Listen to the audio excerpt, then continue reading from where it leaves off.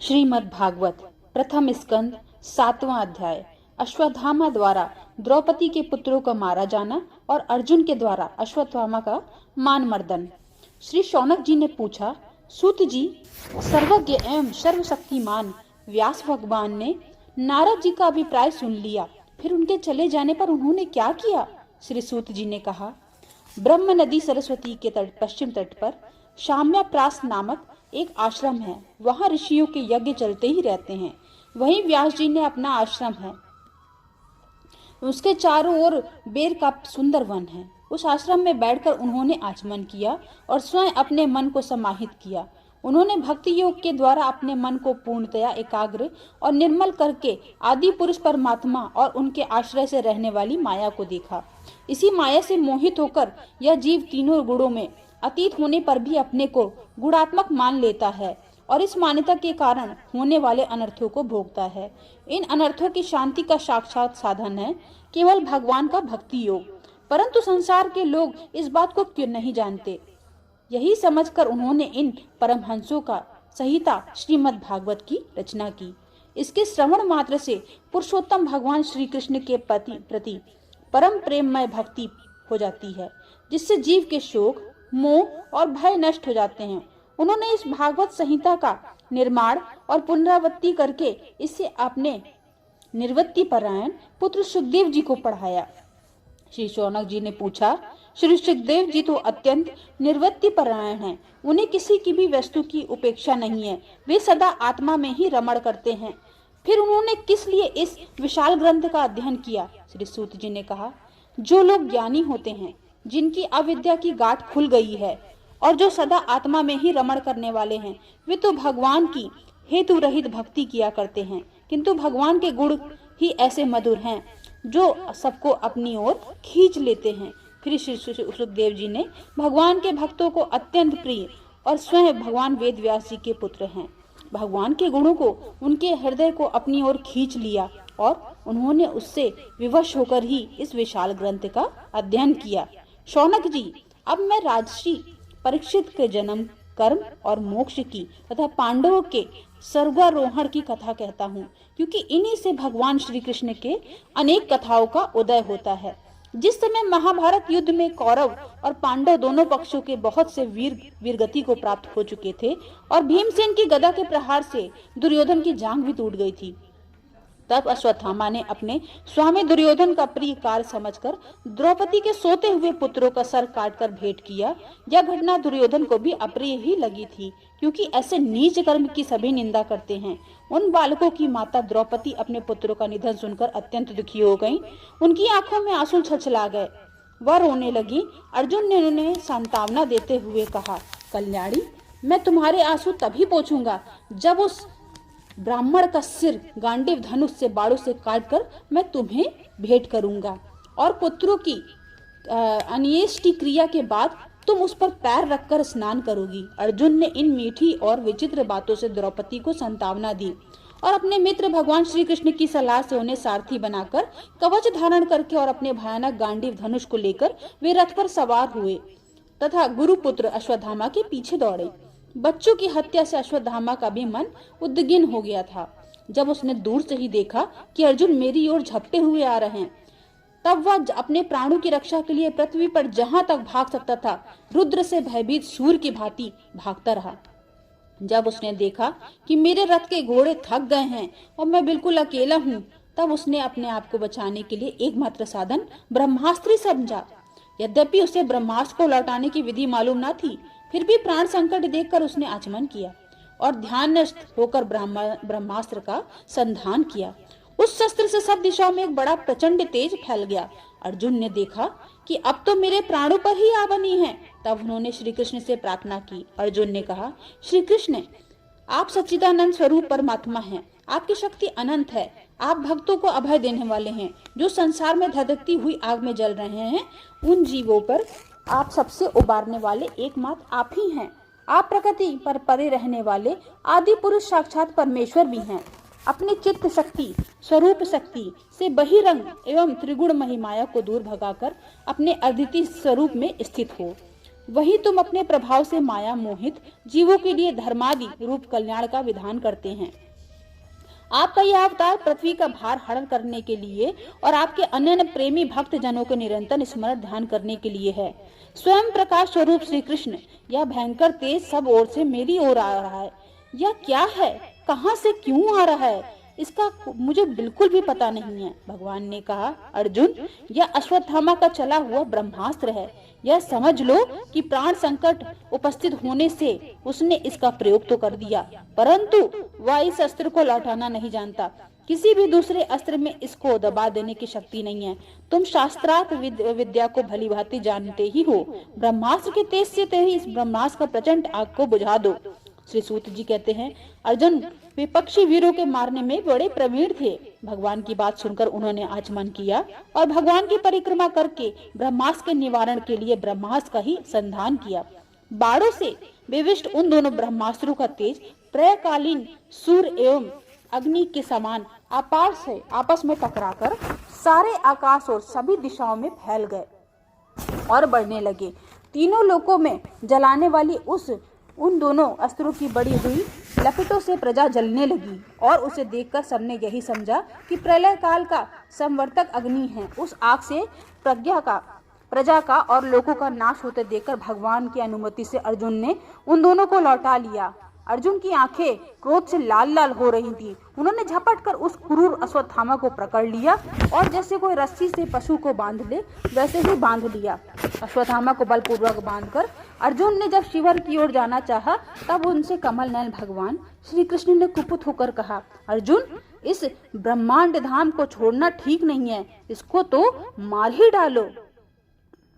उसने रात में सोए हुए निरपराध बालकों की हत्या की है। धर्मवेता पुरुष, असावधान मत वाले पागल सोए हुए बालक, स्त्री, विवेक ज्ञान शून्य शरणागत, रथहीन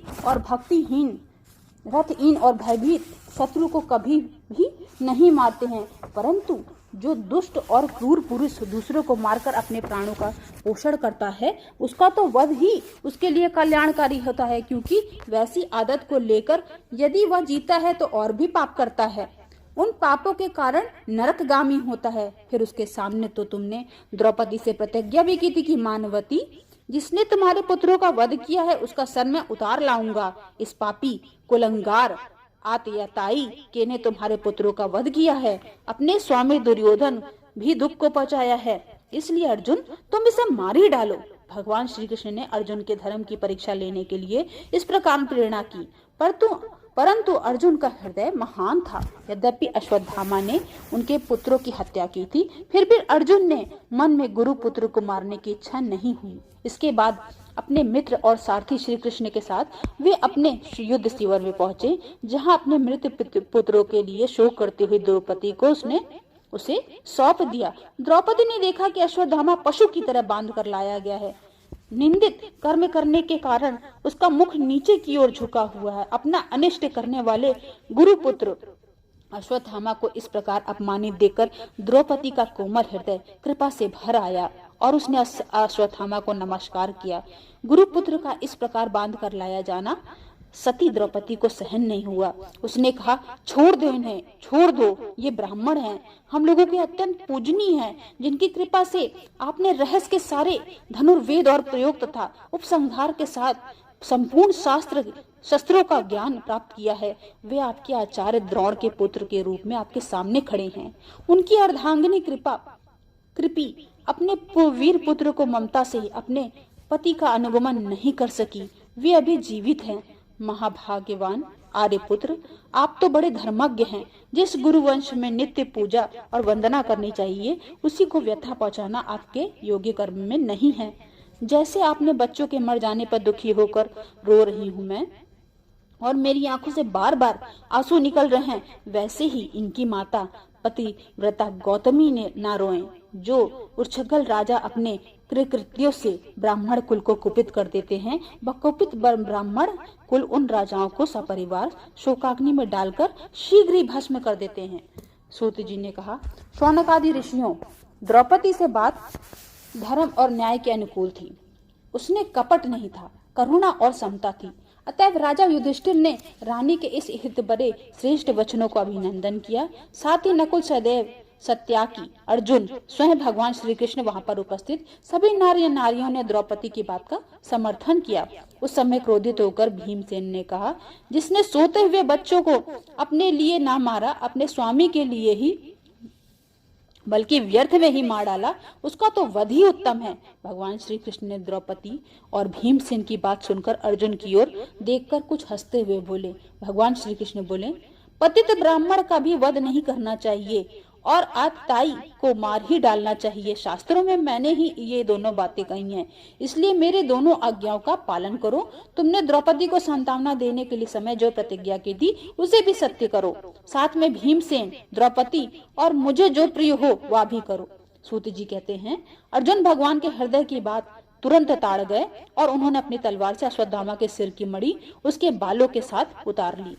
बालकों की हत्या करने से वह श्रीहीन तो पहले ही हो गया था, अब मणि और ब्रह्म तेज से भी रहित हो गया। इसके बाद उन्होंने रस्सी का बंधन खोलकर उसे शिविर से निकाल दिया। मूंड देना, धन छीन लेना और स्थान से बाहर निकाल देना, यही ब्राह्मण धर्मों का वध है। उनके लिए इससे भिन्न शारीरिक वध का विधान नहीं है। पुत्रों की मृत्यु से तो द्रौपदी और पांडव सभी सोतातुर हो गए थे। अब उन्होंने अपने मरे हुए भाई बंधुओं की दहादी अत्येष्टि क्रिया भी की। इति 7वां अध्याय समाप्तम। 8वां अध्याय गर्भ में परीक्षित की रक्षा, कुंती के द्वारा भगवान की स्तुति और युधिष्ठिर का शोक। श्री सूत जी कहते हैं, इसके बाद पांडव श्री कृष्ण के साथ जलाजलिंग के इच्छुक मारे हुए स्वजनों का तर्पण करने के लिए स्त्रियों को आगे करके गंगा तट पर गए। वहां उन सब ने उन मृत बंधुओं को जलदान किया और उनके गुणों का स्मरण करके बहुत विलाप किया। तदंतर भगवान के चरण कमलों से धूलि से पवित्र गंगा जल में पुनः स्नान किया। वहां अपने भाइयों के साथ कुरुपति, महाराज युधिष्ठिर, धृतराष्ट्र, पुत्र शोक से व्याकुल गांधारी, कुंती और द्रौपदी सब बैठकर मरे हुए स्वजनों के लिए शोक करने लगे। भगवान श्री कृष्ण ने धौम्यादि मुनियों के साथ उनको सांत्वना दी और उन्हें समझाया कि संसार के सभी प्राणी काल के अधीन हैं, मौत से किसी को बचाया नहीं जा सकता। इस प्रकार भगवान श्री कृष्ण ने अजात शत्रु महाराज युधिष्ठिर को उनका यह राज्य जो धूर्तों से छल ने छीन लिया था वापस दिलाया और द्रौपदी के केशों को स्पर्श करने से जिनकी आयु छीड़ हो गई थी उन दुष्ट राजाओं का वध किया। साथ ही युधिष्ठिर के द्वारा उत्तम सामग्रियों से तथा पुरोहित में 3 अश्वमेध यज्ञ कराए। इस प्रकार युधिष्ठिर के पवित्र यश को 100 यज्ञ करने वाले इंद्र के यश की तरह सब ओर फैला दिया। इसके बाद भगवान श्री कृष्ण ने वहां से जाने का विचार किया। उन्होंने इसके लिए पांडवों से विदा ली और व्यास जी आदि ब्राह्मणों का सत्कार किया। उन लोगों ने भी भगवान का बड़ा सम्मान किया। तदंतर सत्याकी और उद्धव के साथ द्वारका जाने के लिए रथ पर सवार हुए। उसी समय उन्होंने देखा कि उत्तरा भय से विहीन होकर सामने से दौड़ी चली आ रही है। उत्तरा ने कहा, देवादिदेव जगदीश्वर, आप महायोगी हैं, आप मेरी रक्षा कीजिए, रक्षा कीजिए। आपके अतिरिक्त इस लोक में मुझे अभय देने वाला और कोई नहीं है, क्योंकि यहाँ सभी परस्पर एक दूसरे की मृत्यु के निमित्त बन रहे हैं।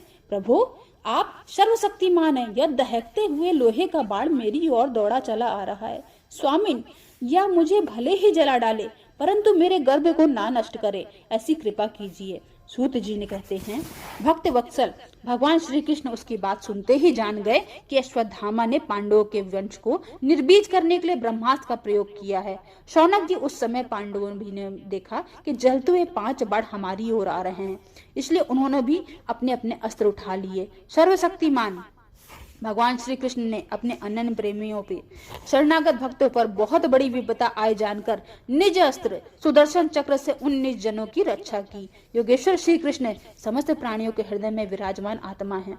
उन्होंने उत्तरा के गर्भ को पांडवों की वंश परंपरा चलाने के लिए अपनी माया के कवच से ढक दिया। शौनक जी, यद्यपि ब्रह्मास्त्र अमोघ है और उसके निवारण का कोई उपाय नहीं है, फिर भी भगवान श्री कृष्ण के तेज के सामने आकर वह शांत हो गया। यह कोई आश्चर्य की बात नहीं समझनी चाहिए, क्योंकि भगवान तो सर्वास आश्चर्यमय हैं। वे ही अपनी निज शक्ति माया से स्वयं अजन्मा होकर भी इस संसार की सृष्टि, रक्षा और संहार करते हैं। जब भगवान श्री कृष्ण जाने लगे तब ब्रह्मास्त्र की ज्वाला से मुक्त अपने पुत्रों की ओर द्रौपदी के साथ सती कुंती ने भगवान श्री कृष्ण को इस प्रकार स्तुति की। श्री कुंती जी ने कहा, आप समस्त जीवों के बाहर और भीतर एक रस स्थित हैं, फिर भी इंद्रियों और वृत्तियों को देखे नहीं जाते, क्योंकि आप प्रकृति से परे आदि पुरुष परमेश्वर हैं। मैं आपको नमस्कार करती हूँ। इंद्रियों से जो कुछ भी जाना जाता है उसकी तह में आप विद्यमान रहते हैं। आपकी ही माया पर्दे से अपने को ढकी रहती है। मैं अबोध नारी, आप अविनाशी पुरुषोत्तम की भला मैं कैसे जान सकती हूँ। जैसे मूढ़ लोग दूसरा वेश धारण करके नट को प्रत्यक्ष देखकर भी नहीं पहचान पाते, वैसी आप दिखते हुए भी नहीं दिखते हैं। आप शुद्ध हृदय वाले विचारशील जीवन मुक्त परम हंसों के हृदय में अपनी प्रेममय भक्ति का सृजन करने के लिए अवतीर्ण हुए हैं। फिर हम अल्प बुद्धि स्त्रियां आपको कैसे पहचान सकती हैं। आप श्री कृष्ण वासुदेव देवकी नंदन नंद गोप के लाडले लाल गोविंद को हमारा बार बार प्रणाम है, जिनकी नाभि से ब्रह्मा जी का जन्म स्थान कमल प्रकट हुआ है, जो सुंदर कमलों की माला धारण करते हैं, जिनके नेत्र कमल के समान विशाल और कोमल हैं, जिनके चरण कमलों में कमल का चिन्ह है। श्री कृष्ण, ऐसे आपको मेरा बार बार नमस्कार है। ऋषिकेश, जैसे आपने दुष्ट कंस के द्वारा कैद की हुई और चिरकाल से शोकग्रस्त देवकी की रक्षा की थी, वैसे ही पुत्रों के साथ मेरी भी आपने बार बार विपत्तियों में रक्षा की है। आप ही हमारे स्वामी हैं, आप सर्वशक्तिमान हैं। श्री कृष्ण, कहाँ तक गिनाऊं, विष से, लाक्षागृह की भयानक आग से, हिडम्ब आदि राक्षसों की दृष्टि से, दुष्टों की धूत सभा से, वनवास की आप विपत्तियों से और अनेक बार के युद्धों में अनेक महारथियों के अस्त्रों से, और आप अभी अभी इस अश्वत्थामा के ब्रह्मास्त्र से भी आपने ही हमारी रक्षा की है। जगत गुरु, हमारे जीवन में सर्वदा पद पद पर विपत्तियां आती रहीं, क्योंकि विपत्तियों में ही निश्चित रूप से आपके दर्शन हुआ करते हैं, और आपके दर्शन हो जाने पर फिर जन्म मृत्यु के चक्कर में नहीं आना पड़ता। ऊंचे कल में जन्म, ऐश्वर्य, विद्या और संपत्ति के कारण जिसका घमंड बढ़ जा रहा है, वह मनुष्य तो आपका नाम भी नहीं ले सकता, क्योंकि आप तो उन लोगों को दर्शन देते हैं जो अकिंचन हैं। आप निर्धनों के परम धन हैं। माया का प्रपंच आपका स्पर्श भी नहीं कर सकता। आप अपने आप में विहार करने वाले परम शांत स्वरूप हैं। आप ही केवल मोक्ष के अधिपति हैं। आपको मैं बार बार नमस्कार करती हूँ। मैं आपको अनादि अनंत सर्वव्यापक सबके नियंता काल रूप परमेश्वर समझती हूँ। संसार के समस्त पदार्थ और प्राणी आपस में टकराकर विषमता के कारण परस्पर विरुद्ध हो रहे हैं, परंतु आप सब में समान रूप से विचर रहे हैं। भगवान, आप जब मनुष्यों की सी लीला करते हैं तब आप क्या करना चाहते हैं यह कोई नहीं जानता। आपका कभी कोई ना प्रिय है और ना अप्रिय। आपके संबंध में लोगों की बुद्धि तो विषम हुआ करती है। आप विश्व के आत्मा हैं, विश्व रूप हैं। ना आप जन्म लेते हैं ना कर्म ही करते हैं, फिर भी पशु पक्षी मनुष्य ऋषि जलचर आदि में आप जन्म लेते हैं और उन योनियों के अनुरूप दिव्य कर्म भी करते हैं। ये आपकी लीला ही तो है। जब बचपन में आपको दूध की मटकी फोड़कर यशोदा मैया को खिजा दिया था और उन्होंने आपको बांधने के लिए हाथ में रस्सी ले ली थी, तब आपकी आंखों में आंसू छलक आए थे, काजल कपोलों पर बह चला था, नेत्र चंचल हो रहे थे और भय की भावना से आपने अपने मुख को नीचे की ओर झुका लिया था। आपकी उस दशा का, लीला का, छवि का ध्यान करके मैं मोहित हो जाती हूँ। भला जिससे भय भी भय मानता है उसकी यह दशा है। आपने अजन्मा होकर भी जन्म क्यों लिया है? इसका कारण बतलाते हुए कोई महापुरुष यूं कहते हैं कि जैसे मलयाचल की कीर्ति का विस्तार करने के लिए उसमें चंदन प्रकट होता है, वैसे ही अपने प्रिय भक्त पुण्य श्लोक राजा यदु की कीर्ति का विस्तार करने के लिए आपने उनके वंश में अवतार ग्रहण किया।